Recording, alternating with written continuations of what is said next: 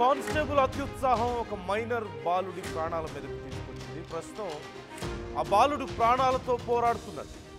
కాకినాడ జిల్లా సామర్లకోటలో ఈ దారుణం చోటు చేసుకుంది. క్రాకర్స్ విషయంలో బాలుడి అక్షయ్తో కానిస్టేబుల్ సతీష్కు వాగ్వాదం చోటు చేసుకున్నట్లుగా తెలుస్తోంది. అయితే ఆ చిన్న విషయానికి బాలుడిని ఆ కానిస్టేబుల్ దారుణంగా చితక బాదినట్లుగా తెలుస్తోంది. ఆ కానిస్టేబుల్ సతీష్ అత్యుత్సాహంతో ఇప్పుడు బాలుడి పరిస్థితి విషమంగా ఉన్నట్లుగా తెలుస్తోంది. మెరుగైన చికిత్స కోసం కాకినాడ ఆసుపత్రికి తరలించారు. కానిస్టేబుల్ అరెస్ట్ చేయాలంటూ దళిత సంఘాలు ఆందోళన వ్యక్తం చేస్తున్నాయి. ఇప్పటికే పెద్దాపురం డీఎస్పీ శ్రీహరిరాజు ఘటనా స్థలానికి చేరుకొని పరిస్థితిని పర్యవేక్షిస్తున్నట్లుగా తెలుస్తోంది. అయితే కేవలం క్రాకర్స్ విషయంలో జరిగినటువంటి ఒక చిన్న వాగ్వాదం కాస్త అది పెరిగి పెరిగి పెద్దదై చివరికి ఆ కానిస్టేబుల్ బాలుడి మీద అత్యంత దారుణంగా దాడి చేస్తున్నట్లుగా తెలుస్తోంది. తీవ్రమైనటువంటి గాయాలతో ఆ బాలుడు ఇప్పుడు ప్రాణాల కోసం పోరాడుతున్నటువంటి పరిస్థితి కనిపిస్తుంది. ఇప్పటికే కానిస్టేబుల్ అరెస్ట్ చేయాలంటూ దళిత సంఘాలు పెద్ద ఎత్తున ఆందోళన చేస్తున్నట్లుగా తెలుస్తోంది. కఠిన చర్యలు తీసుకోవాలంటూ వారు కోరుతున్నారు. అసలు ఏం జరిగింది? ఎందుకు ఒక చిన్న బాలుడితో ఎందుకు వాగ్వాదం జరిగింది? అది కాస్త పెరిగి దాడి చేయడం ఏంటి? ఆ బాలుడు ప్రాణాపాయ స్థితిలో ఇప్పుడు చికిత్స పొందడం ఏంటి? తెలుసుకుందాం డీటెయిల్స్. ప్రకాష్ జాయిన్ అవుతున్నారు, మా ప్రతినిధి. ప్రకాష్, ఏం జరిగింది? ఒక కానిస్టేబుల్ ఒక చిన్న బాలుడిని కొట్టడం ఏంటి? ఇంత దారుణంగా కొట్టడం ఏంటి? అది కూడా క్రాకర్స్ విషయంలో.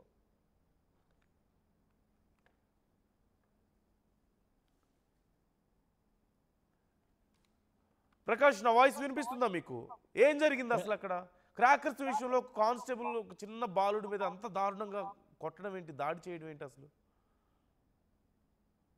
ఏదైతే ఇక్కడ కాకినాడ జిల్లా పెద్దాపురం నియోజకవర్గంలో ఉన్న సోమలకోటకి అలా బ్రౌన్పేటలో అలాగే పోలీసులకి అలాగే స్థానికుల మధ్య అయితే దీపావళి వేడుకలు అయితే వివాదం నెలకొందని ప్రధానంగా చెప్పాలి. ఎందుకంటే రాత్రి గారి సమయంలో యువకులు ఏదైతే స్థానిక సోమలకోట బ్రౌన్పేట సెంటర్ ఏదైతే ఉందో ఈ యొక్క బ్రౌన్పేట సెంటర్లో యువకులు మొత్తం దీపావళి వేడుకలు అయితే జరుపుతున్నారు. అలాగే కొంతమంది యువకులు అయితే ఆ తారాజువులు రోడ్ల పైన అలాగే అక్కడ అడావడి చేస్తున్నటువంటి పరిస్థితి కనబడుతుంది. ఈ నేపథ్యంలోనే అలాగే సోమలకోట పోలీస్ స్టేషన్ చెందినటువంటి సతీష్ అనే కానిస్టేబుల్ అయితే వాళ్ళని అయితే అదుపు చేసే ప్రయత్నం అయితే చేశారు.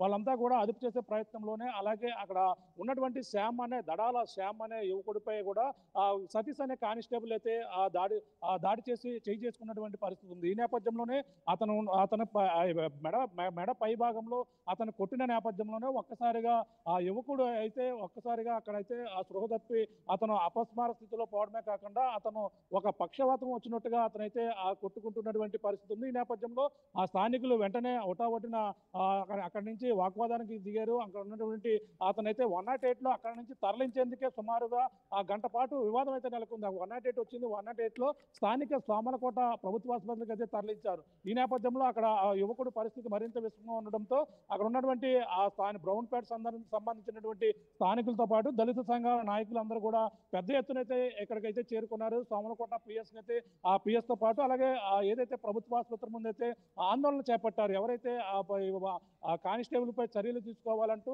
ఈ విధంగా అతి దారుణంగా యువకుడిని కొట్టిన నేపథ్యంలోనే అతనిపై సస్పెండ్ చేయాలంటూ కూడా ఆందోళన చేపట్టినటువంటి పరిస్థితి ఉంది. ఈ నేపథ్యంలో ఆ సంఘటన స్థలానికి స్థానిక సిఐతో పాటు అలాగే పెద్దాపురం డిఎస్పీ శ్రీహరిరాజు కూడా అక్కడ చేరుకున్నారు. వాళ్ళతో కూడా మాట్లాడే ప్రయత్నం అయితే చేశారు. యువకుడిని ఇంకా మెరుగైన అక్కడ పరిస్థితి విషమంగా ఉండడంతో మెరుగైన వైద్య నిమిత్తం కూడా కాకినాడ అయితే అర్ధరాత్రి తెల్లవారుజామున అయితే తరలించినటువంటి పరిస్థితి ఉంది. ఈ నేపథ్యంలోనే ఆ యువకుడు ఆ మెరుగైన వైద్యం అందించాలి. అలాగే ఎవరైతే చేయి చేసుకున్నటువంటి ఆ కానిస్టేబుల్ సతీష్ పై కూడా చర్యలు తీసుకోవాలంటూ కూడా పెద్ద ఎత్తున ఆందోళన చేపట్టారు.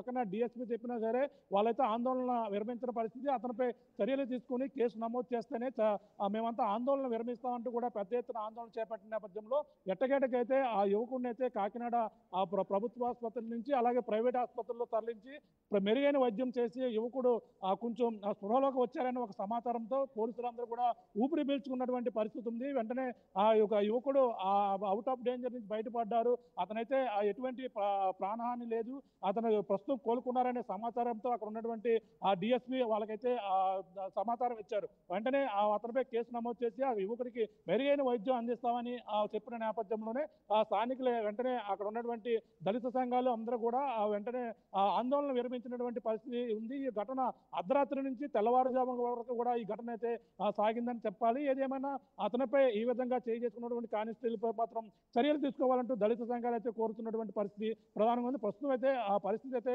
సద్దుమణిగా కనబడుతుంది. శ్రీహరిరాజు వాళ్ళకైతే ఆ వాగ్దానం ఇచ్చిన నేపథ్యంలోనే కేసు నమోదు చేసి దర్యాప్తు చేసి అతనిపై చర్యలు తీసుకుంటామని చెప్పిన నేపథ్యంలో ప్రస్తుతం అయితే ఆందోళన నిర్వహించినట్టుగా కూడా కనబడుతుంది. మరి హాస్పిటల్లో అతనైతే అవుట్ ఆఫ్ డేంజర్ అని కూడా చెప్పిన నేపథ్యంలో ప్రస్తుతం కుటుంబ సభ్యులతో పాటు స్థానికులు కూడా ఊపిరి పీల్చుకున్నటువంటి పరిస్థితి ప్రధానంగా ఉందని చెప్పాలని అందు. అంటే కేవలం రోడ్ మీద క్రాకర్స్ కాలుస్తున్న సమయంలో ఇది చోటు చేసుకుంది. వాళ్ళని కంట్రోల్ చేసే ప్రయత్నం కానిస్టేబుల్ చేయడం, వాళ్ళు వినకపోతే ఆ సందర్భంలో ఇలా దాడి చేశాడా అతను, అంతేనా? నందు అంతే.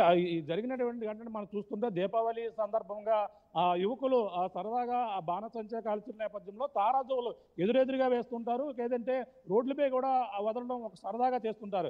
కానీ వాళ్ళు అదుపు చేసే క్రమంలోనే ఈ ఘటన జరిగినట్టుగా కూడా తెలుస్తుంది. ఎందుకంటే ఆ యువకుడికి కూడా గతంలో కూడా కొంచెం అనారోగ్య సమస్యలు కూడా ఉన్నాయి. అనారోగ్య సమస్యల నేపథ్యంలో అక్కడ ఉన్నటువంటి యువకులందరూ కూడా చెదరగొట్టారు. కానీ యువకుడికి మాత్రం బలంగా మెడపైన తగిలిన నేపథ్యంలోనే ఈ విధంగా పరిస్థితి ఉంది. ఇంటికి వెళ్ళారు. ఇంటికి వెళ్ళిన నేపథ్యం ఒక్కసారిగా ఆ యువకుడి యొక్క పరిస్థితి విషమంగా ఉన్నటువంటి పరిస్థితి ఉంది. వెంటనే ఏం జరిగిందని తెలుసుకున్న నేపథ్యంలోనే ఈ విధంగా కానిస్టేబుల్ సతీష్ అయితే ఈ విధంగా దాడి చేసిన నేపథ్యంలో ఈ విధంగా జరిగిందని తోటి యువకులు కూడా చెప్పడంతో ఒక్కసారిగా ఈ యొక్క ఉదాంతం మొత్తం రాత్రి అంతా కూడా ఈ డ్రామా కొనసాగుతూ మొత్తం ఆందోళన జరిగినటువంటి పరిస్థితి ఉంది. ప్రస్తుతం ఆ యువకుడు గత అనారోగ్య పరిస్థితుల నేపథ్యంలోనే ఈ విధంగా జరిగి ఉండొచ్చని ఓ పక్కన భావిస్తున్నారు. కానీ కానిస్టేబుల్ కొట్టడం వల్లనే ఈ విధంగా జరిగిందని కూడా స్థానికులు చెప్తున్నారు. ఏదేమైనా ప్రస్తుతం యువకుడు పరిస్థితి కొంత మెరుగ్గా ఉండడంతోనే అందరూ కూడా ఒక పక్కన పోలీసులతో పాటు కుటుంబ సభ్యులు స్థానికులందరూ కూడా ఊపిరి పీల్చుకున్నారు. ఎందుకంటే దీపావళి సమయంలో జరిగినటువంటి వివాదం ఈ విధంగా తారాజువ్వలో వేసుకునే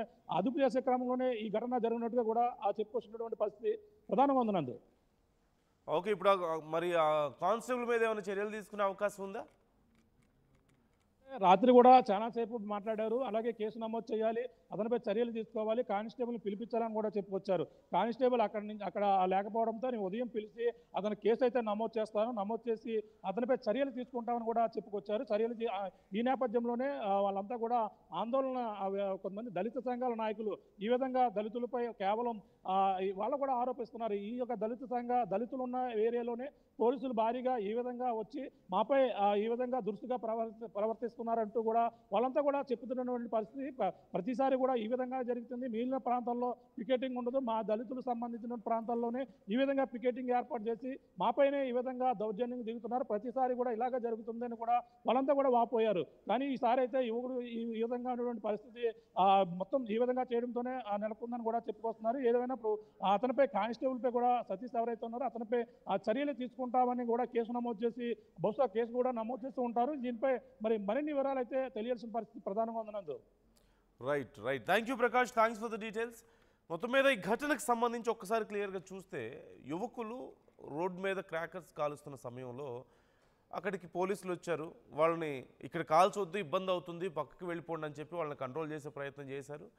అయితే అక్కడ యువకులు కొంత వారికి ఎదురు తిరిగి మాట్లాడడం, వాళ్ళ మాట వినకపోవడంతో దాంట్లో వాళ్ళని కొంచెం కంట్రోల్ చేసే ప్రాసెస్లో భాగంగా ఒక కానిస్టేబుల్ ఆవేశంలో ఒక యువకుడి మీద చేయి చేసుకున్నట్లుగా తెలుస్తుంది. అయితే కొట్టిన సమయంలో నెక్ మీద కొంచెం బలంగా దెబ్బ తగలడంతో ఒక్కసారిగా యువకుడు అక్కడ పడిపోయాడు. అతనికి ఫిట్స్ వచ్చినట్లుగా, సహజంగా మెడ భాగంలో దెబ్బ తగిలితే చాలామందికి ఇలాంటి సిమ్టమ్స్ మనం చూస్తూ ఉంటాం. స్పైన్ చాలా సెన్సిటివ్గా ఉంటుంది కాబట్టి, అందులోనూ చిన్న వయసులో ఉన్నటువంటి యువకుడు, కానిస్టేబుల్ కొంచెం సహజంగానే పెద్ద వయసులో ఉండడం, బలంగా ఉండడంతో ఒక దెబ్బ గట్టిగా కొట్టడం వల్ల స్పైన్ మీద ఎఫెక్ట్ పడుండొచ్చేమో అనేటువంటి అనుమానాలు వ్యక్తమవుతున్నాయి. ఈ నేపథ్యంలోనే అతనికి అలాంటి లక్షణాలు కనిపించాయంటున్నారు. వెంటనే హాస్పిటల్కి తరలించారు, చికిత్స అందించారు. అయితే కొంతసేపటి తర్వాత యువకుడు మళ్ళీ తేరుకున్నాడు, కొంత నార్మల్ కండిషన్కి వచ్చినట్లుగా తెలుస్తుంది. అంటే ప్రాణాపాయ స్థితి నుంచి బయటపడ్డట్లుగా తెలుస్తుంది. కానీ ఖచ్చితంగా ఆ పోలీసుల మీద కఠిన చర్యలు తీసుకోవాలి అని చెప్పి వారు డిమాండ్ చేస్తున్నారు అక్కడికి చేరుకున్నటువంటి దళిత సంఘాలు. మరి పోలీసులు ఏం చర్యలు తీసుకోబోతున్నారు అనేది వెయిట్ చేసి చూడాలి. ప్రజెంట్ ఆ యువకుడి కండిషన్ కొంత పర్లేదు అంటున్నారు, అవుట్ ఆఫ్ డేంజర్ అంటూ చెప్తున్నారు. సో ఏం చర్యలు తీసుకోబోతున్నారు ఆ కానిస్టేబుల్ మీద, మరి ఆ యువకుడి కండిషన్ ఏంటి, అతనికి ఏంటి కాంపన్సేషన్ ఏ విధంగా ఉండబోతుందనే అప్డేట్స్ కూడా మీకు ఎప్పటికప్పుడు నేను అందిస్తూ ఉంటాను, ఆర్టీవీ మీకు అందిస్తుంది. ఒకసారి ఆ యువకుడి బంధువులు ఎలా రియాక్ట్ అయ్యారో చూద్దాం.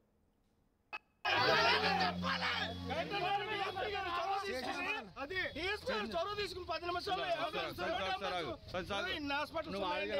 మన సామర్లకోట పెద్దాపురం నియోజకవర్గంలో ఇంచుమించు కార్పొరేట్ హాస్పిటల్స్ చాలా ఉన్నాయి. ప్రైవేట్ అంబులెన్స్ 10 నిమిషాల్లో తీసుకురాలేరా? ఇంచుమించు గంటన్నర సేపు ఆలస్యం జరిగింది. ఈ గంటన్నర సేపులో ప్రాణాపాయ ఇంకా జరిగే ఉంటుంది.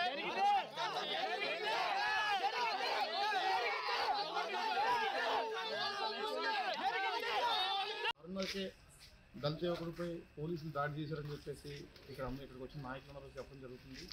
ఇక్కడ పార్టీకి అతీతంగా అన్ని పార్టీల దళిత నాయకులు కూడా ఈ కార్యక్రమంలో హాజరై ఇక్కడ ధర్నా చేస్తున్నారు. ఒకటి మాత్రం జిల్లా ఎస్పీ గారి స్థాయిలో ఈ విషయం ఉందేమో అనుకుంటున్నాను. ఖచ్చితంగా దళిత నాయకులందరితో కూర్చుని సంప్రదించి పోలీసు ముందు ఎవరైతే గాయపడ్డాడో ఆ యువకుడికి వైద్యం చేయించి ఎమర్జెన్సీ ప్రైవేట్ హాస్పిటల్ కార్పొరేట్ హాస్పిటల్లో పెట్టి వైద్యం చేయించి అతని ప్రాణాలకి ఎలాంటి హాని లేకుండా ముందు కాపాడుకుని తర్వాత ఆ కుటుంబానికి ఎలాంటి ఇబ్బంది లేకుండా దళిత నాయకులు ఏదైతే డిమాండ్స్ ఇక్కడ చెప్తున్నారో వాళ్ళ డిమాండ్స్ తీసుకుని వాళ్ళకి న్యాయం చేయాలని చెప్పేసి పోలీసు వారిని కోరుతున్నాను. అదేవిధంగా జిల్లా ఎస్పీ గారికి డిఎస్పీ గారికి ఇక్కడ ఇన్స్పెక్టర్ గారు వీళ్ళందరూ కూడా ఆ యువకుడికి హాని జరగకుండా ఎలాంటి ప్రాణాపాయం లేకుండా ఆ యువకుడు ప్రాణాలు కాపాడే దిశగా అందరూ కలిసి పనిచేయాలి. మిగతా ఏమైనా ఉంటే దళిత నాయకులతో కూర్చొని మాట్లాడుకోవడం మంచిదని చెప్పి నా అభిప్రాయం. అరుణాకే దళిత యువకుడిపై ఏమేనా అంకల్? పవర్ బిల్లు చేపుకు చెల్లు హై బీపీ బై నేను తెల్లు పెట్టుకొని బిల్లు బీపీ అంటావేంటి అంకుల్? ఇల్లు అమ్ముకొని బిల్లు కట్టమంటావా? ఇంటి పైకప్పు నమ్ముకోమంటున్నాను. ట్రూజాన్ సోలార్ సిస్టమ్ ఇన్స్టాల్ చేసుకోండి, ఫ్రీ ఎలక్ట్రిసిటీ జనరేట్ చేసుకోండి. నీకు చెప్తే లో బీపీ వచ్చి పోతారేమో, ఒక్కోసారి బిల్లు మొత్తం ఫ్రీ అయిపోద్ది. Truzon solar power, super power.